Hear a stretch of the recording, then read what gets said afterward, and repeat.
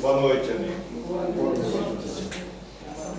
Bem, no ano de 1755, em pleno surgimento do iluminismo, aconteceu um grande terremoto em Lisboa, que destruiu quase toda a cidade. Um terremoto muito intenso, o que tomou os europeus de grande surpresa, porque Lisboa era nada mais, nada menos do que uma das cidades mais católicas da Europa,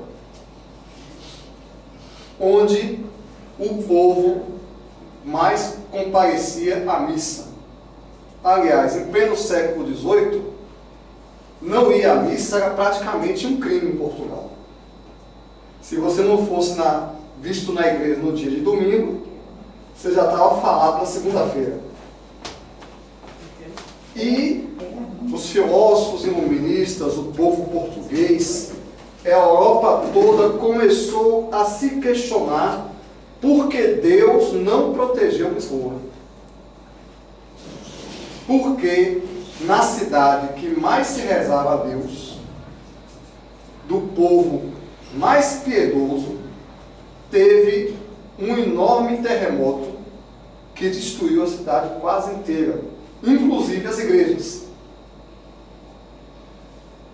Fenômenos como esse foi que levou filósofos e iluministas a perguntarem por que Deus permitiu o mal. Se era porque, por sua vontade, então ele não era tão bom quanto diziam, ou se é porque ele não podia evitar o mal, então ele não seria todo poderoso. Essa pergunta que os lisboetas se fizeram no terremoto de 1755, toda mãe faz quando um filho desencarna, ou no popular, quando um filho morre, ele que é mais jovem do que a mãe. E muitos se fizeram durante a Segunda Guerra Mundial, quando 6 milhões de judeus morreram nas câmaras de gás. E alguns teólogos desesperados chegaram à conclusão que era preciso se inventar uma religião sem Deus. Com efeito, a impermanência das coisas materiais e as aparentes injustiças por conta da transformação da matéria são um grande desafio para a religião. O porquê pessoas jovens morrem, partem, e o porquê alguns ficam idosos, doentes, mas não partem desta para melhor. O porquê alguns criminosos parecem ser o homem de aço. Quem nunca ouviu falar da história de um criminoso que tomou uma dúzia de tiros em 3, 4 ocasiões diferentes, sofreu 5 cirurgias e continua dando trabalho aí? E às vezes o homem de bem, eu já ouvi falar de um homem de bem que desencarnou porque tropeçou e bateu a cabeça num paralelepípedo na calçada. E as pessoas se assustam muito com os ditos desastres naturais, com os fenômenos da natureza, não é? Aliás, esse susto ancestral é desde a antiguidade. Tanto é que entre os gregos, o raio tinha um deus, Zeus, que era possuidor dos raios. Porque quando ele soltava um raio, saía destruindo tudo, só podia ser um deus. A mitologia nórdica também atribuiu, a mitologia viking, dizia que quando os trovões estavam no céu, é porque Odin estava com a sua carruagem, ou Thor, se não me engano, furioso passeando pelos céus. E aí nós deificamos as forças das naturezas, assustados com os maremotos, com os terremotos, e até mesmo com um fenômeno tão bonito como o que aconteceu essa segunda-feira, que foi um eclipse, que eu pessoalmente fiquei acordado só para ver. Olhem que coisa assustadora, a lua pintada de vermelho. E tem muita gente que diz que o fim do mundo está, dessa vez, finalmente o fim do mundo está chegando, porque a lua está pintada de vermelho. Eu estou dizendo finalmente porque, que eu me lembro, já estou esperando o fim do mundo há uns 20 anos, porque todo ano tem tem algum efeito, algum eclipse, algum furacão, né? E alguns pregadores lembraram o trecho da Bíblia em que dizia que a lua ia ter cor de sangue e o sol ia escurecer antes do final dos tempos. Isso está no livro de Apocalipse. Só tem um pequeno detalhe.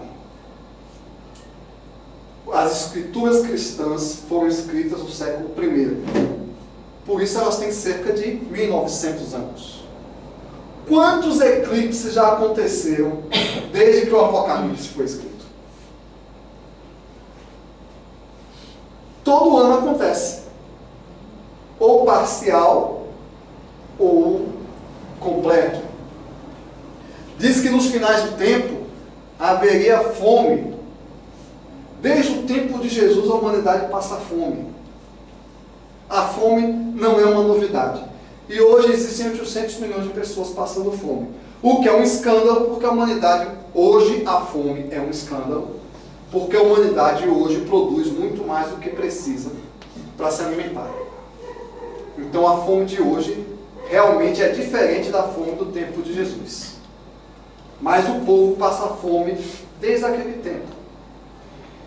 Os cavaleiros do Apocalipse, os 4 cavaleiros, a peste, a fome, a guerra, o quarto eu esqueci. Se alguém lembrar do quarto, eu não sou muito bom de Apocalipse.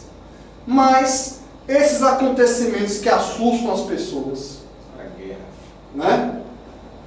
O mundo sempre teve guerra. Deu uma pausinha para a paz romana na época que Jesus nasceu. E a paz romana era um estado de guerra, ninguém fazia guerra com medo dos romanos. O mundo sempre teve esfomeado. O mundo sempre teve doente. Haja vista a peste negra que aconteceu no meio da Idade Média, no ano 1000. E que o homem medieval acreditava que o mundo ia acabar, porque 2/3 da população da Europa morreram da peste. Depois disso teve a varíola no século XVIII na Europa, que é relatada no livro de Emmanuel, Renúncia. Então, esses fenômenos todos que as pessoas religiosas hoje se assustam porque é o fim dos tempos, porque tem maremoto, tem terremoto, eles são naturais. Porque a vida é algo muito frágil. A única condição necessária para se morrer é estar vivo. Para vocês terem uma ideia, para a gente fazer uma ideia da fragilidade do homem, né? Da fragilidade da nossa vida.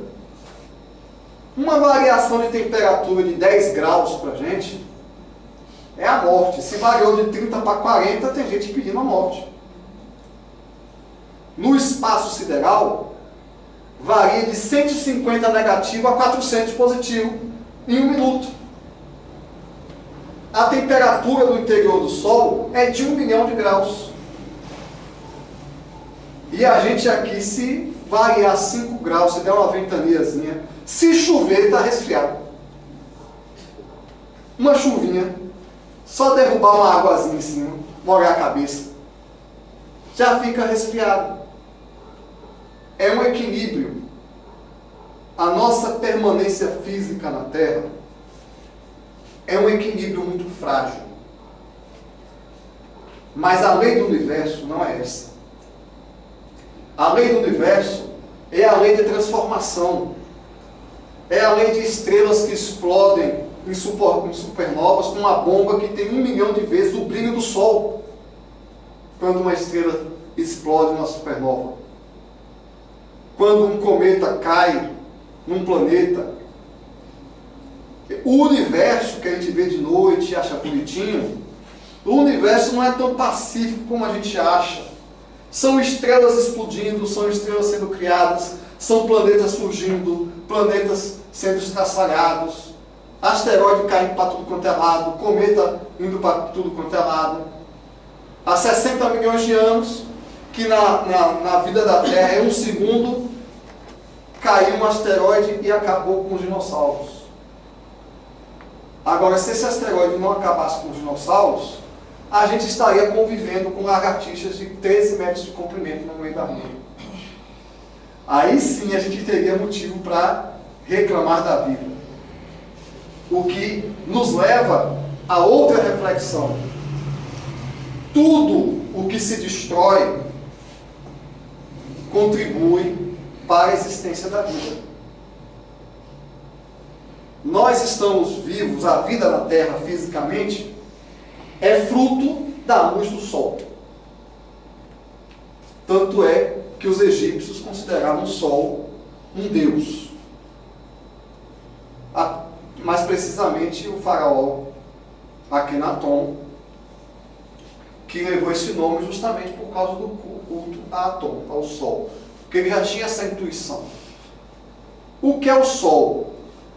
O Sol é uma usina nuclear onde, por fusão nuclear, transforma hidrogênio em hélio e libera enormes quantidades de energia no processo.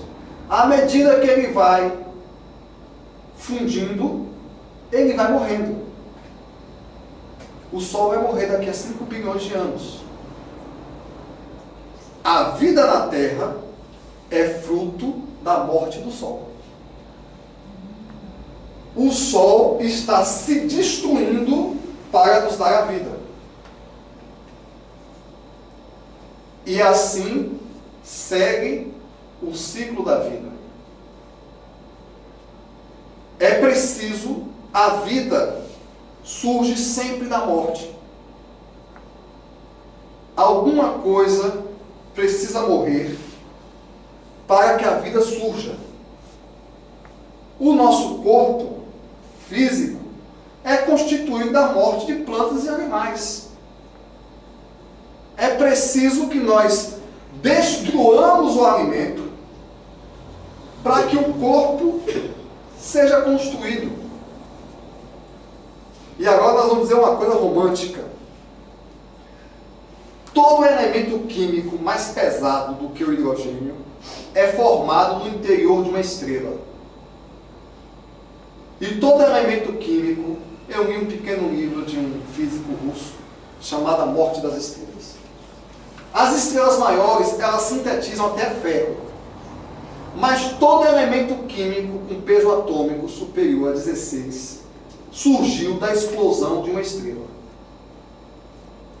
Dentro do nosso corpo, a gente tem cálcio, a gente tem ferro, tem minerais nobres, como o lítio. O nosso corpo é formado por estrelas que explodiram.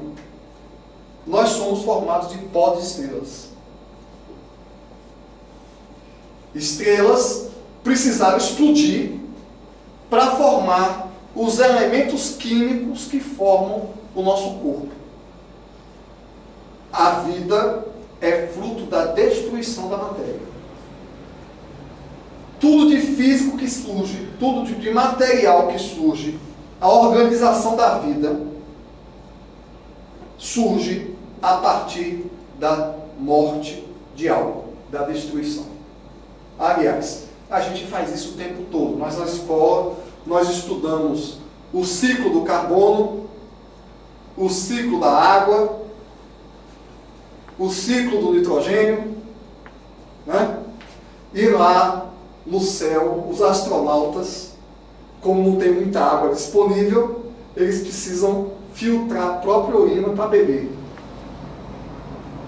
Mas aqui não, a gente não precisa, porque a água sai do suor e volta, é o ciclo da vida. E a Terra tem e sempre terá os seus movimentos, que é fruto do processo de resfriação da Terra, em andamento, que são os terremotos, porque nós estamos navegando em placas tectônicas que dizem que as placas tectônicas, se a Terra fosse um ovo, as placas tectônicas seriam mais finas que a casca do ovo. Então, a gente está em cima de uma casca de terra, em um monte de rocha derretida, e é porque existe essa rocha derretida, e que existem esses vulcões derretendo essa rocha, a Terra tem um campo magnético que nos protege dos raios solares. Aí de vez em quando a pressão da rocha derretida fica muito grande e é liberada nos vulcões.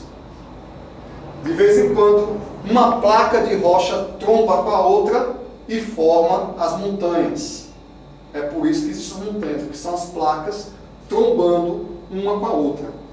Então, como a Terra tem 7 bilhões de seres humanos, podem escrever no seu calendário e esperar que todo ano, inclusive esse que começa, milhares de pessoas vão morrer por causa de um terremoto ou por causa de um maremoto. Todo ano. Porque terremoto, maremoto faz parte da vida. Só não faz parte do Brasil. Impressionante isso. Não é? Dizem que alguns anjos se reuniram com Deus revoltados. Vem cá, Deus, por que você criou um espaço geológico antigo, que não tem terremoto, não tem maremoto, não tem furacão? Olha só o Brasil, olha aqueles folgados. Aí Deus disse para eles: não se preocupe, você vai ver os políticos que eu vou mandar para lá. E assim Deus equilibrou o problema. Nos Estados Unidos tem uma região que as pessoas constroem as casas de madeira. Porque já sabe, tem a estação do furacão. Existe alguma teoria sociológica que diz que os países como o Brasil, que tem uma ampla gama de recursos naturais e não tem os desafios naturais, como o Japão, por exemplo, diz que é uma maldição porque o povo fica acomodado. E os países que têm terremoto, que têm maremoto, eles são obrigados a serem disciplinados, como os japoneses foram disciplinados durante aquele maremoto que acabou com uma usina nuclear, e você via todo mundo na fila no dia seguinte para pegar um galão de água. Porque os desafios naturais, eles não têm a terra que a gente tem.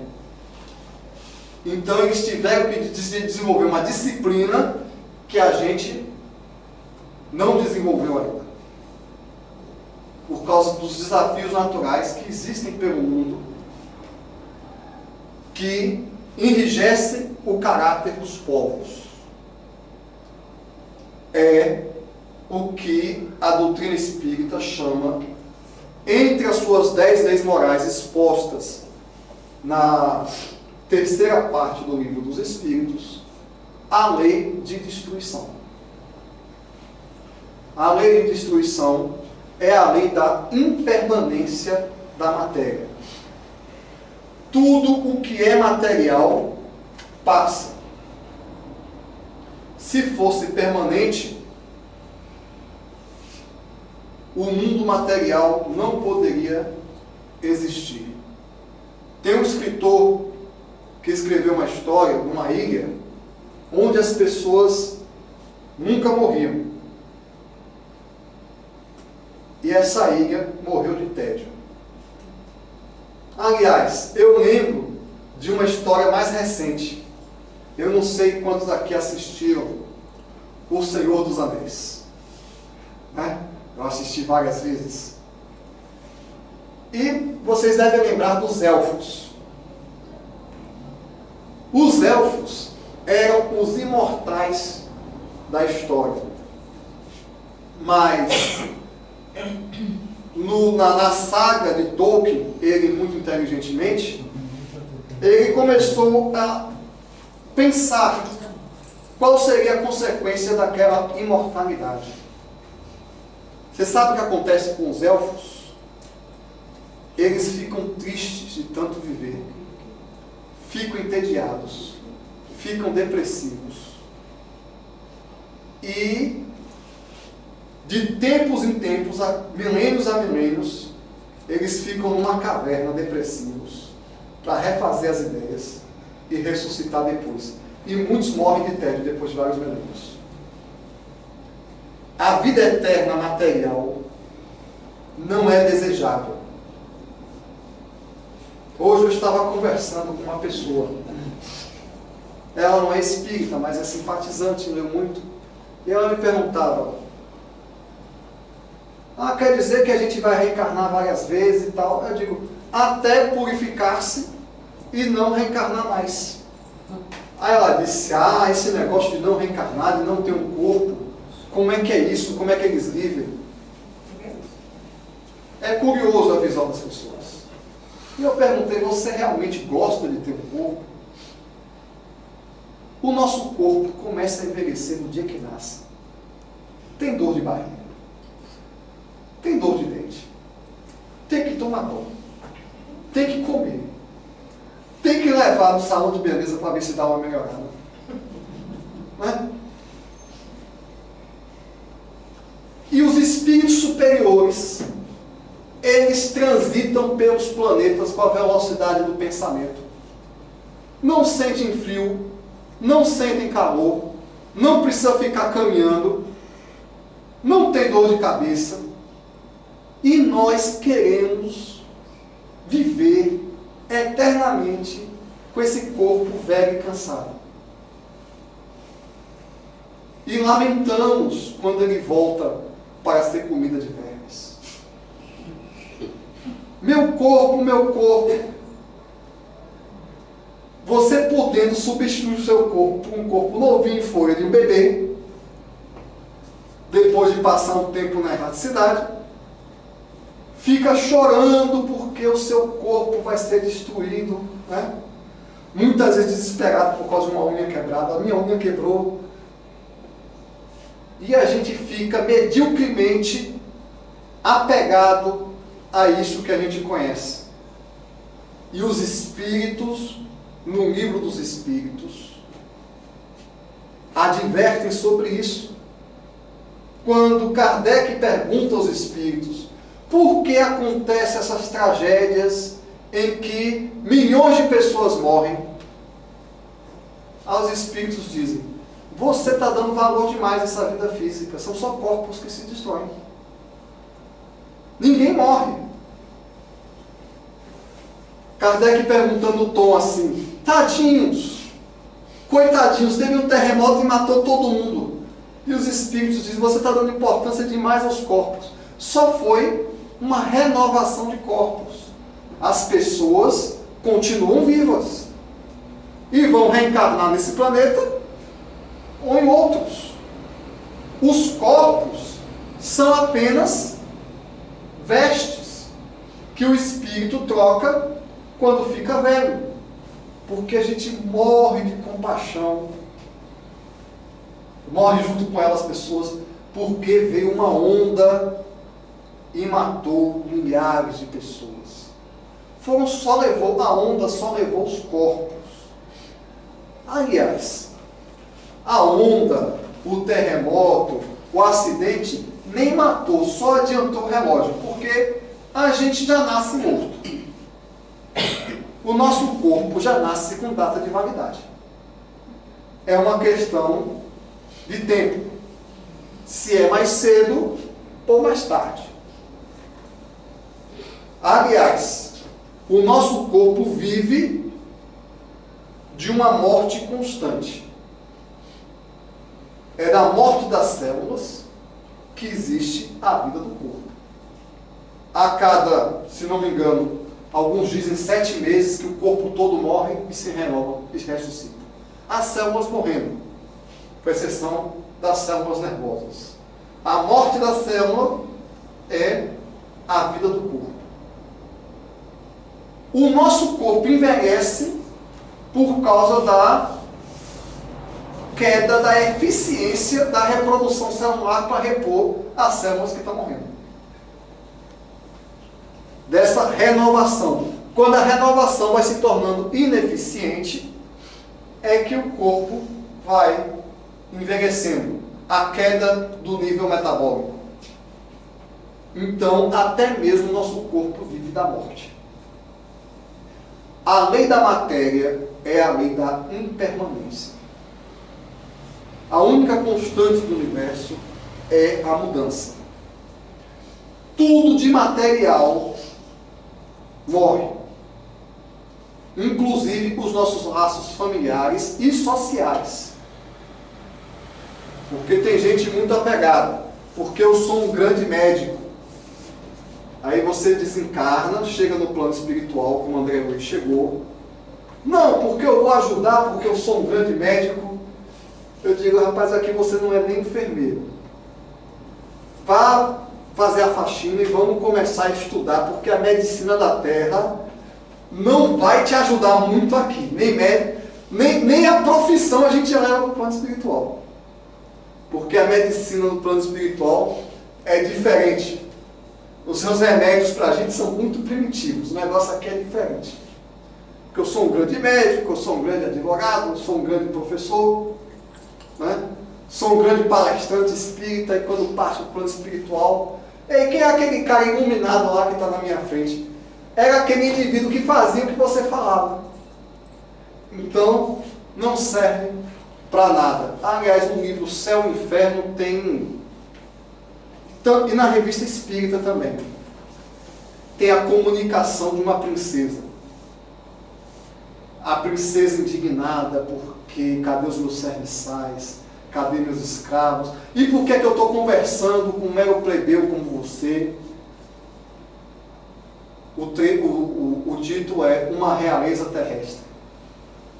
Acabou a realeza. Então, todas as coisas da Terra são transitórias. O permanente é o espírito, a construção do espírito. Tudo que é transitório na Terra tem como finalidade a construção da permanência do espírito. Só existe uma coisa que nós realmente possuímos, é a nós mesmos. E aquele que perde a sanidade mental através do pecado, vamos usar essa palavra, perde a si mesmo. Por isso, Jesus disse no Evangelho, o que adianta o homem conquistar o mundo inteiro e perder sua alma? Porque é a única coisa que nós temos. Quando nós perdemos o nosso equilíbrio espiritual, o nosso equilíbrio psíquico, nós perdemos tudo. Jesus também fala no Evangelho, aqueles que têm, ainda mais lhes será acrescentado, mas aqueles que não têm, até isso lhes será tirado. Aqueles que têm, aí o Espiritismo explica, porque o Evangelho frequentemente só se torna inteligível quando explicado pelo Espiritismo. Jesus disse, aqueles que têm, porque a única coisa que nós temos é a nossa virtude, é a nossa consciência. Aqueles que possuem a si mesmo, aqueles que são senhores de si mesmo e possuem a consciência limpa, ainda mais lhes será acrescentado. Mas aqueles que não têm, ou seja, aqueles que não têm os valores da consciência transparente, até aquilo que eles têm, que são os bens materiais, lhes será tirado. Nessa parábola de Jesus, a explicação espírita nos deixa claro que a única coisa que nós temos é a nossa consciência. O único patrimônio real do homem, o único patrimônio do ser humano, é a sua consciência pura e unida ao Criador. É a única coisa que nós possuímos. E é o único objetivo da vida. Os espíritos respondem também a Kardec sobre os objetivos da encarnação. É purificar o espírito que sai da animalidade em direção à angelitude, de forma que ele veja Deus. Porque eles explicam que os espíritos que vêm completamente a Deus são os espíritos puros. Nesse processo de purificação do espírito, em direção à aquisição do único patrimônio real, que é a purificação da consciência, para ver Deus, corpo que morre, corpo que nasce, cidade que é destruída, para os dirigentes do planeta, para os espíritos, não significa nada. A gente está morrendo de dor por causa da casa que caiu. Para os espíritos, é só um objeto que foi destruído no processo de purificação do espírito. Nos prolegômenos, no livro dos espíritos, os espíritos desenharam para Kardec uma folha de parreira, onde eles diziam: o vinho é o espírito. Como é que se arranca vinho de uma uva? Macerando, esmagando, pisando. E às vezes a gente reclama da vida, porque a vida está macerando, está maltratando, está pisando a gente. Mas é assim que se extrai o vinho da vida, que é a pureza, a virtude, a sabedoria. É preciso destruir a matéria para que surja o sumo do espírito.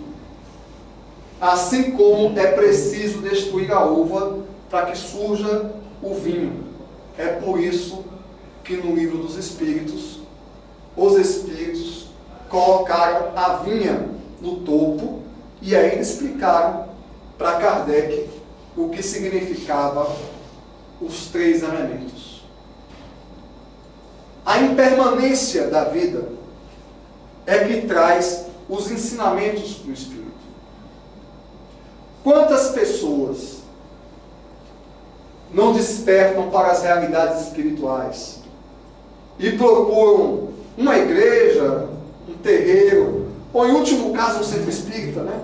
Depois de procurar, todo mundo bate no centro espírita, levado por uma doença que médico nenhum deu jeito.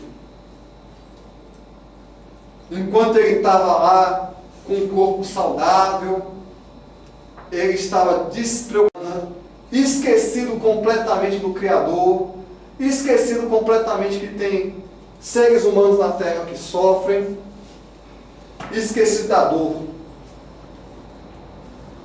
Mas na hora que a dor bate a porta, que a impermanência da vida o desperta, aí ele procura a espiritualidade.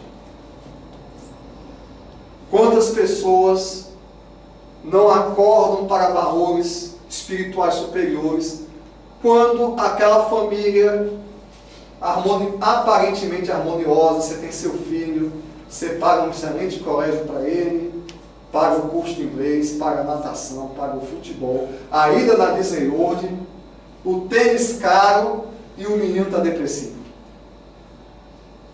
Que é, na definição de Freud, a destruição da libido, da vontade de viver. Aí a pessoa acorda para a espiritualidade, para o fato que nem só o pão de pão vive o homem, e procura o centro espírita. Ou procura algum recurso.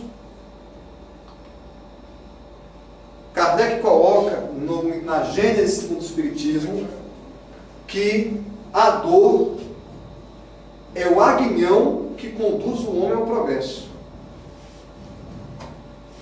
Por quê?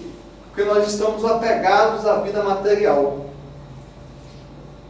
Então, essas injunções materiais é que conduzem o homem ao progresso. E outro trecho ele complementa: o homem é colocado na terra, cheio de desafios, para lutar pelo seu alimento, para trabalhar pelo seu alimento, para desenvolver a inteligência e a força de vontade. É para isso que nós somos colocados ligados a esse corpo, que exige cuidado o tempo todo. Que o homem primitivo tinha que passar a maior parte do tempo se alimentando. Mas não só a dor conduz ao progresso.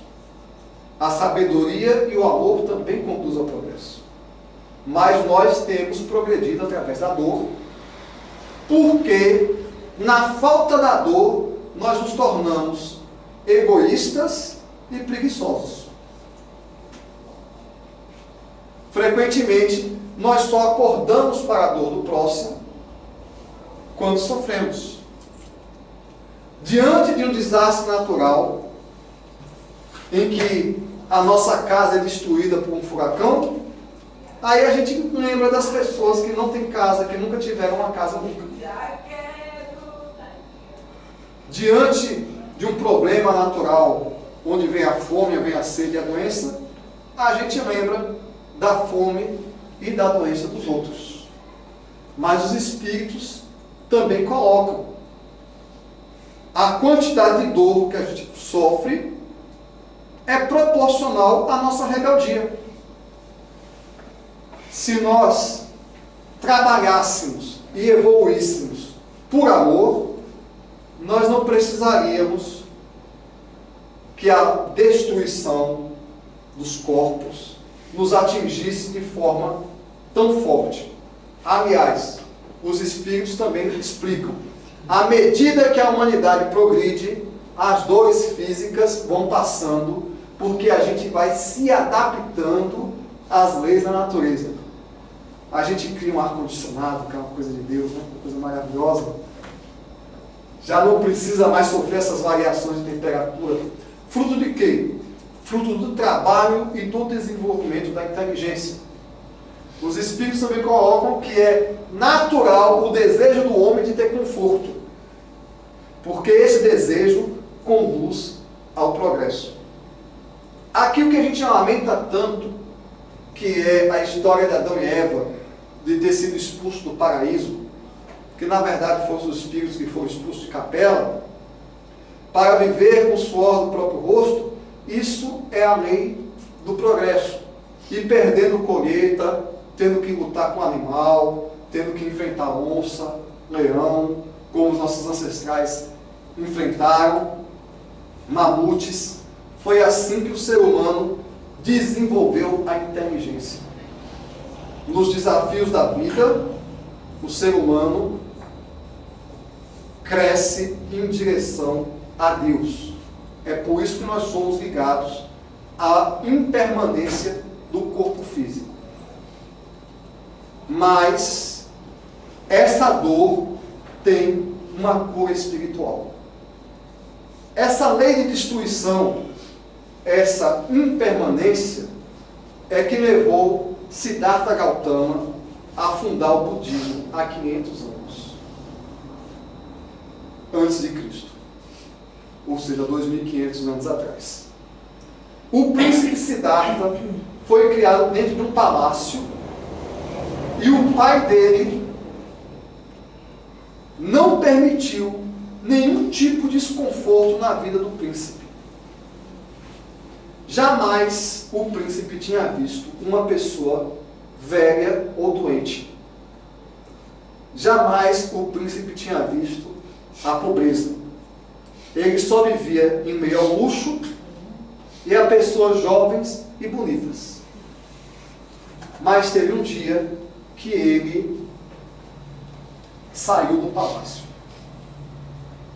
E em saindo do palácio, ele viu uma pessoa com uma bengala na mão, velhinho, olhando, andando, e disse: o que está acontecendo com você?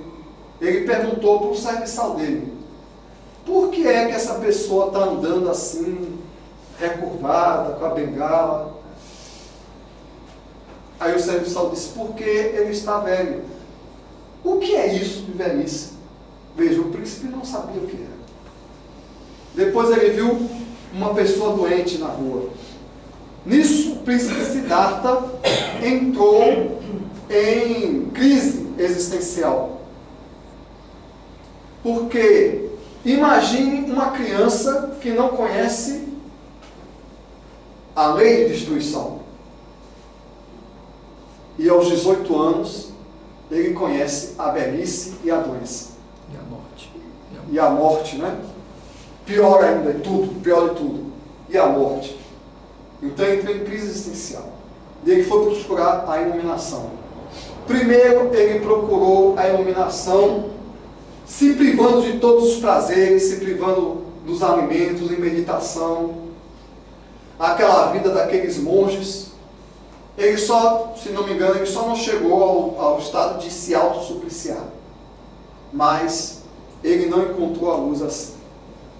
E muito meditando, o príncipe Siddhartha, intitulado Buda, que é um dos espíritos que Jesus mandou para guiar a terra, porque Jesus mandou vários missionários, ele percebeu uma coisa de uma obviedade ululante e que a gente passa a vida toda sem enxergar. A dor vem do desejo de não sentir dor. E, sobretudo, a dor vem do apego às coisas materiais. O sofrimento não é gerado pelo corpo que morre, não é gerado pelo filho que partiu, não é gerado pela mãe que morreu. O sofrimento não é fruto do terremoto, do maremoto, do carro roubado, da casa caída. Nada disso é o sofrimento. O sofrimento é o nosso apego às coisas materiais, o apego à vida, o apego à existência terrestre. É o desejo de não sofrer que nos causa a dor. Porque pequena parte das nossas lágrimas são as dores reais da vida. 90% é o tempo que a gente passa se lamentando. Meu Deus, por que eu estou sofrendo? Aí a pessoa fica inconformada porque está triste e transforma a tristeza numa depressão. O Buda entendeu isso. Ele entendeu que o problema não era a árvore que envelhecia, não é o leão que come, não é o cupim que come a nossa casa. O problema é a nossa mente. O sofrimento está dentro de nós. Mais de 2000 anos depois, os Espíritos escrevem, se não me engano, também na Gênesis do Espiritismo, ou é no Livro dos Espíritos. Estudando o Espiritismo, vocês vão sair do vale de lágrimas, não é essa a expressão que eles usam, mas, e vão passar a olhar a vida de cima de uma montanha. E para quem está em cima da montanha, as pedrazinhas do caminho não significam nada. A nossa maior problemática existencial, o pior problema do homem, a única fonte real de sofrimento do homem, é porque ele não sabe quem ele é. E essa falsa imagem que nós temos de nós mesmos é que gera todas as nossas dores. A gente acha que é um animal racional. Quando nós descobrirmos que nós somos um espírito imortal, a vida de 100 anos de um corpo não vai significar nada. Tem gente que quer se matar porque perdeu a esposa. Ele já teve tantas esposas. Já reencarnou. Já se casou dezenas de vezes. Em algumas encarnações ele aprontou e teve 10 de uma vez só. E quer se matar porque perdeu esta. Ou quer acabar com a própria vida porque perdeu a casa. Ele já teve várias casas, vai ter outras. Como dizia Raul Seixas, eu nasci há 10 mil anos atrás. Na verdade, a julgar pelo nosso ancestral mais antigo, nós nascemos há 2 milhões de anos atrás, que é o Australopithecus, nosso ancestral, éramos nós, que descobrimos o fogo e inventamos a roda. E estamos aqui chorando de se acabar, porque não comprou peru no Natal. Nós que já vivemos tantas existências, porque estamos vendo, tem um trecho que os Espíritos falam, o ponto de vista. O problema é nosso ponto de vista. Essa vida animal que a gente vive, desse apego a esses bens, a essa família, a gente não se sente enquanto espíritos imortais. Então, o problema não é a impermanência da matéria. Isso é a lei de Deus, é para o nosso bem, é para a nossa educação. O problema não é o desgaste das nossas relações sociais, o desgaste do nosso corpo, os desafios da vida. Nada disso é problema. O problema somos nós mesmos. Eu lembro de Chico Xavier no final da vida, o olho doente, o coração doente, a perna doente, tudo doendo, na cama. Como é que você está se sentindo, Chico? Eu estou vivendo o melhor momento da minha vida, nunca tive tão feliz. Enquanto isso, a gente vê um monte de jovem, bonito e saudável, que uma dorzinha de cabeça já está pedindo a morte. Ai meu Deus, né? As mulheres fazem aquela oração com os homens, porque elas sentem a dor do parto. Os homens, quando sentem, não aguentam nem depilar, né? Sente uma dorzinha e já está se acabando. É o ponto de vista. Kardec coloca no Livro dos Espíritos. Um general, quando vai para a guerra, ele passa fome e frio, se machuca. Vamos aumentar um pouquinho. Pode perder um braço com a mão, mas se ele vencer a batalha, ele está feliz. Nós estamos lutando pela nossa purificação espiritual, pela nossa libertação. E o espírito que percebe, que se auto-percebe, enquanto ser espiritual que está se libertando, ele está feliz, porque ele está sendo digno dos desafios da matéria.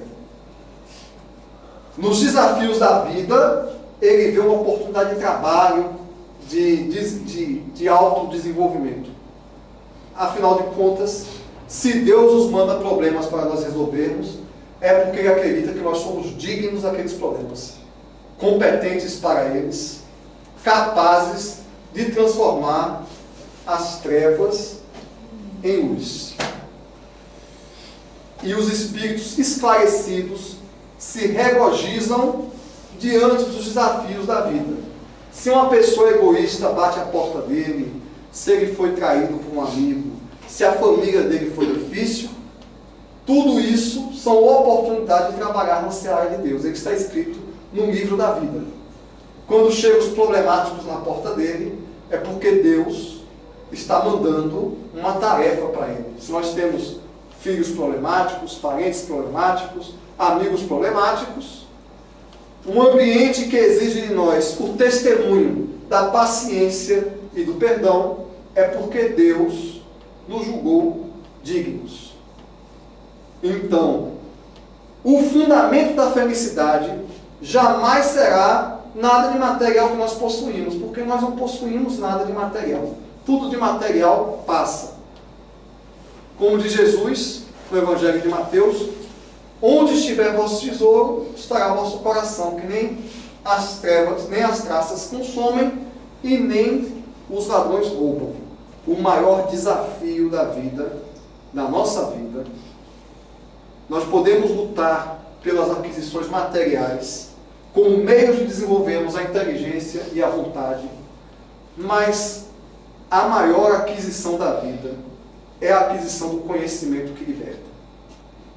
Quando nós descobrirmos que nós somos, quando nós nos encontrarmos com Deus, quando nós conseguimos nos sentir enquanto espíritos imortais, nada na terra vai nos aborrecer, nada na terra vai nos assustar, e nós seremos felizes e realizaremos a profecia de Jesus. Conhecereis a verdade, e a verdade nos libertará.